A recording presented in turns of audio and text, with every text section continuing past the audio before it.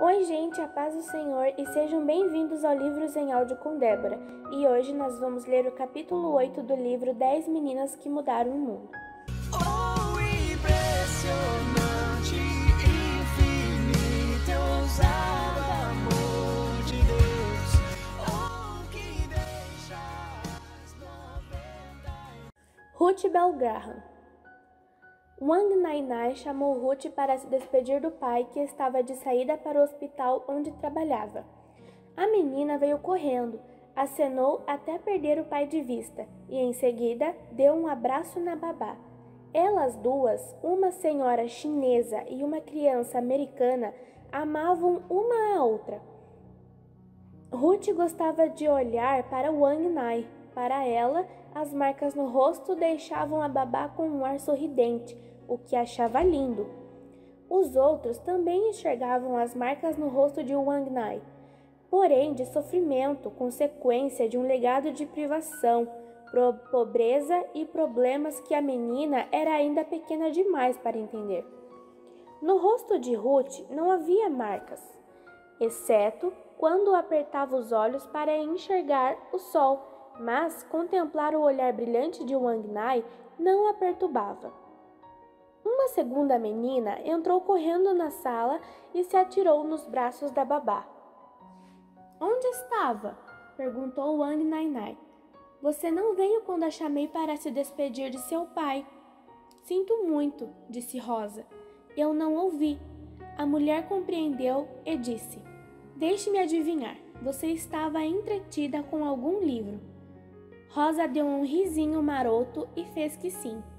"É um livro muito bom também. Nunca vi uma família que gostasse tanto de ler como os Bells. E você, quando lê, parece que sai do mundo real e entra em outro mundo." "Boa ideia!" Rosa bateu palmas, entusiasmada. "Vamos brincar de Alice no País das Maravilhas." Os olhos de Ruth brilhavam. "Rosa, você pode ser Alice. E você, Bá, pode ser o chapeleiro maluco." Wang Nainai não reagiu, e quando as meninas finalmente a localizaram em seu quarto, perceberam que teriam de passar sem o chapeleiro maluco, pois, sentada numa banqueta baixinha, a babá cantarolava hinos chineses de um livro cuidadosamente montado à mão. "Ela pode ser a rainha de copas", cochichou Rosa quando desciam as escadas, "pois ela não entra na história por enquanto." "Mamãe", chamaram juntas, "podemos pegar as roupas do baú para brincar?" A senhora Bell virou-se para as filhas e disse: "Vocês estão crescendo tão rápido que eu já ia mesmo dar uma olhada no baú."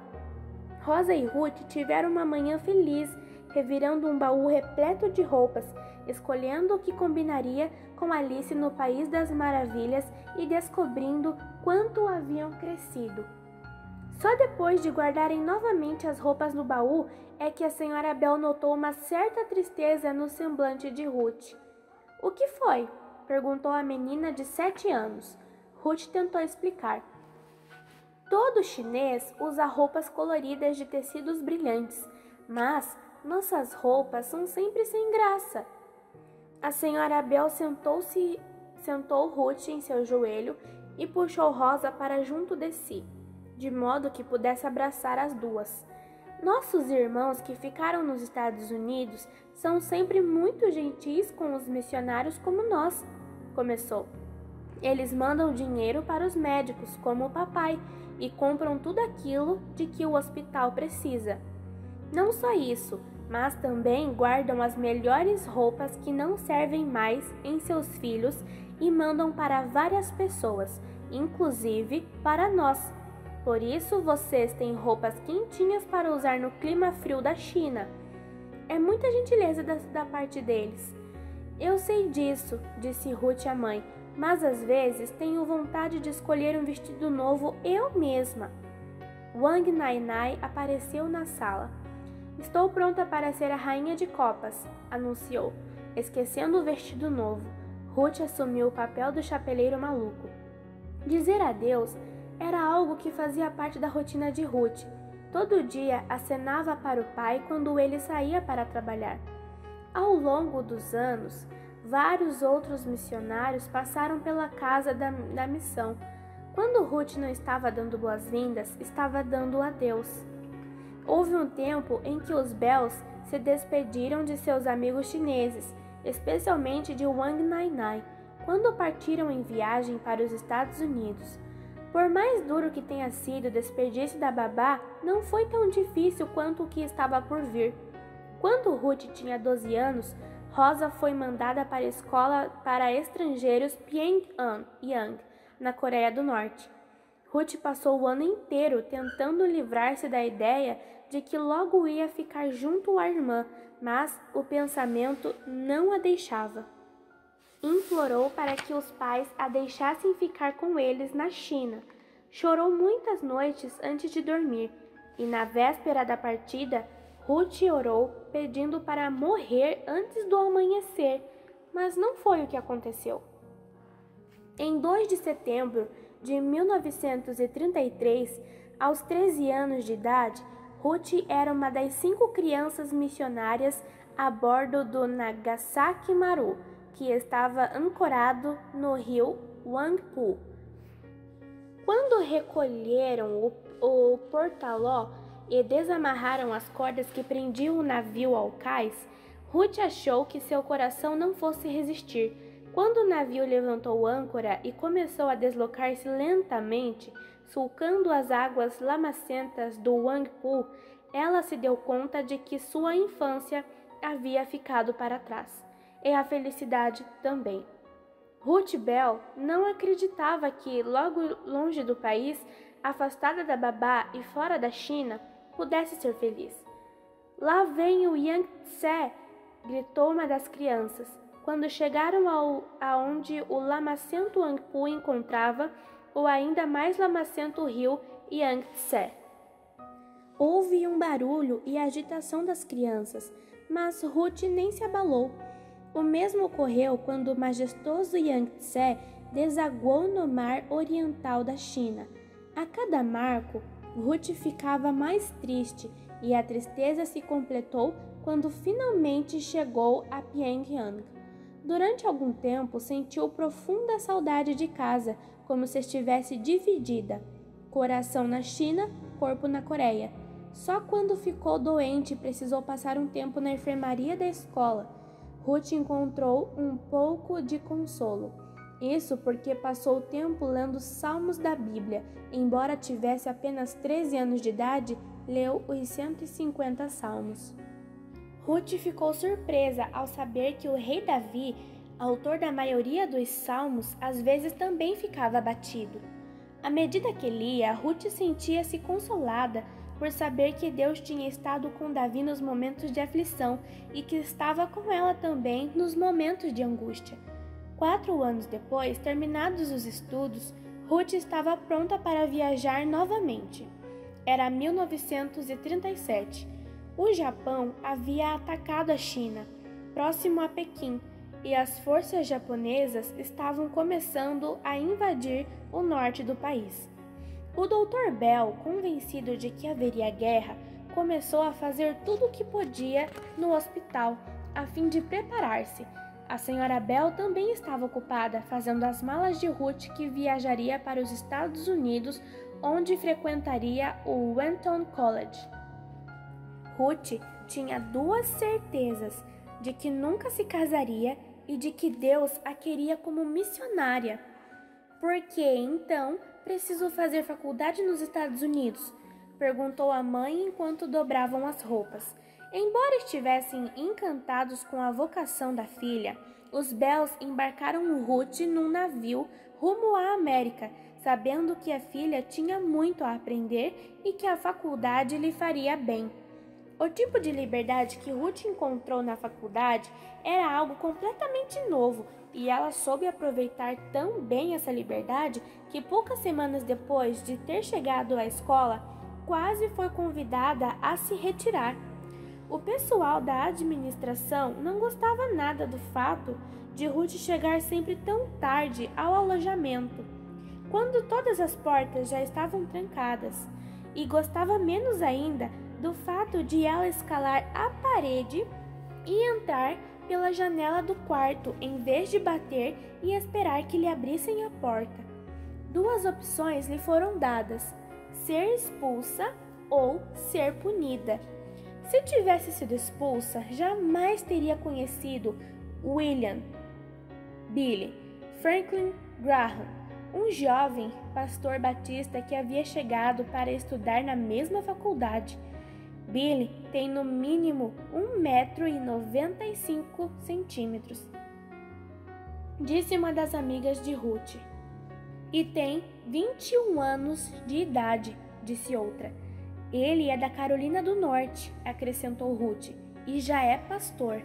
Uma das garotas sorriu como se sonhasse. Reparou nos olhos dele? Perguntou. São os mais claros e mais azuis que eu já vi. Não era de admirar que tivesse tido muitas namoradas. Mas não demorou muito e uma moça especial já estava na vida de Billy. Ele e Ruth Bell formavam um belo casal, embora ela tivesse pensado que nunca se casaria. Assim que conheceu Billy, Graham teve certeza de que ele era o jovem que Deus havia preparado para ela. Em 13 de agosto de 1943, William Franklin Graham e Ruth Bell se tornaram marido e mulher. Depois de todas as despedidas que havia chegado a hora de estabilizar com o homem que amava, construir um lar e ter filhos. Podia até imaginar como seria o futuro. Teriam uma casa confortável e uma igreja afetuosa. Como Ruth sabia que Billy era um pastor cheio de dons, ela o imaginou dirigindo cultos por toda a região. Mas ele passaria as manhãs em casa, fechado no escritório, pensou. Adoraria que Deus nos desse filhos, mas eles teriam de ficar bem quietos do lado de fora do escritório para não perturbar o papai. E estaria lá para as crianças, estaria lá para ela. Enquanto Ruth costurava as cortinas de sua primeira casa, tecia seus sonhos. É uma oportunidade maravilhosa, disse Billy à mulher 2 anos mais tarde. O evangelismo pulsa em meu coração e gostaria de me dedicar a ele em tempo integral. Poderíamos nos mudar para perto de papai e mamãe, disse Ruth. Seria tão bom ficar mais perto deles agora que voltaram para os Estados Unidos. Os dois oraram a respeito disso, conversaram, acertaram detalhes e finalmente decidiram que Billy deixaria o ministério de pastor regular e trabalharia como evangelista em tempo integral. O que Ruth talvez não tivesse percebido é que estava abdicando do sonho de ter um marido e um pai caseiro. À medida que o tempo passava, as viagens evangelísticas levavam Billy para cada vez mais longe e, consequentemente, eram cada vez mais longas. Ruth, que um dia imaginou ter dito adeus às despedidas, volta e meia se pegava despedindo do marido. Quando ele partia, segurando a valise numa mão e segurando o casaco na outra, Billy e Ruth Graham tiveram 5 filhos, 3 meninas e 2 meninos, Gigi, Anne, Bunny, Franklin e Ned. Cresceram vendo o pai ficar cada vez mais conhecido. Ele falava no rádio, aparecia na televisão e também havia livros a seu respeito. Mas, para os filhos, ele não era Billy Graham, o pregador mais famoso do mundo. Era simplesmente o papai. Adoravam quando Billy estava em casa e ele se divertia com a bagunça das crianças, que ouviam suas histórias de lugares distantes e de pessoas diferentes e das comidas exóticas que havia provado em lugares estranhos. Quando o pai viajava, todos sabiam que a mãe ficaria calada o dia inteiro e depois se ocuparia nos afazeres para tentar se esquecer do adeus. Por que você não viaja com o papai? Os filhos, agora um pouco mais crescidos, sempre lhe perguntavam. Isso não é para mim, explicou. Embora vocês saibam que já estivesse em vários lugares com o papai. Minha tarefa é manter o ninho quentinho para vocês e para ele. Nossa casa lembra mesmo um ninho, disse uma das meninas, pois o dia estava brilhante e ensolarado, e todos estavam sentados do lado de fora, cercados de árvores em Little Piney Cove.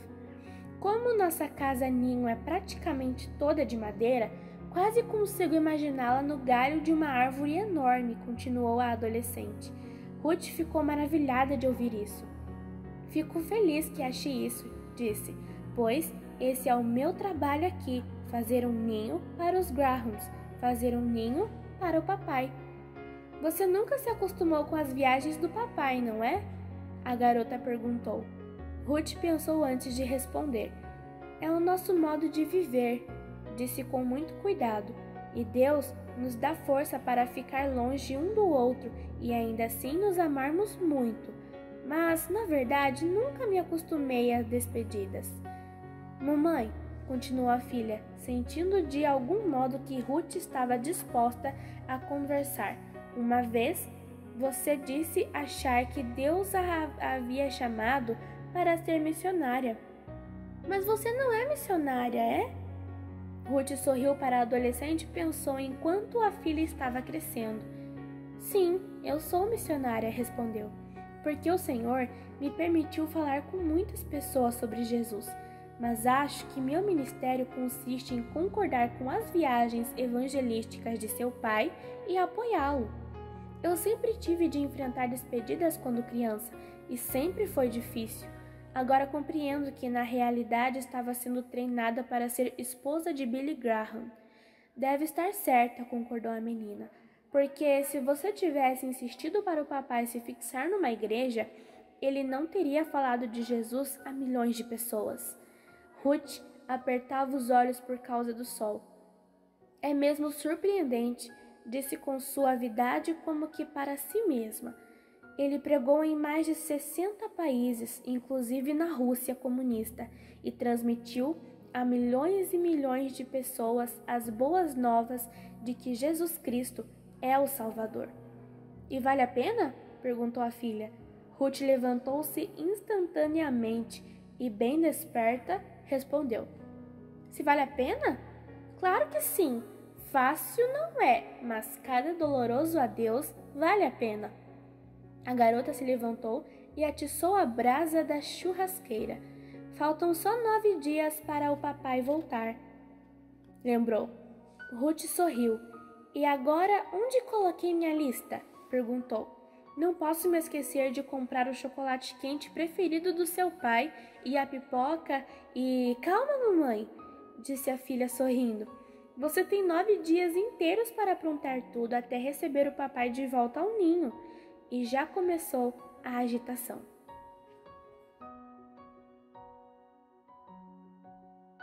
Bom, foi dito lá que a Ruth e a sua irmã gostavam de brincar de Alice no País das Maravilhas.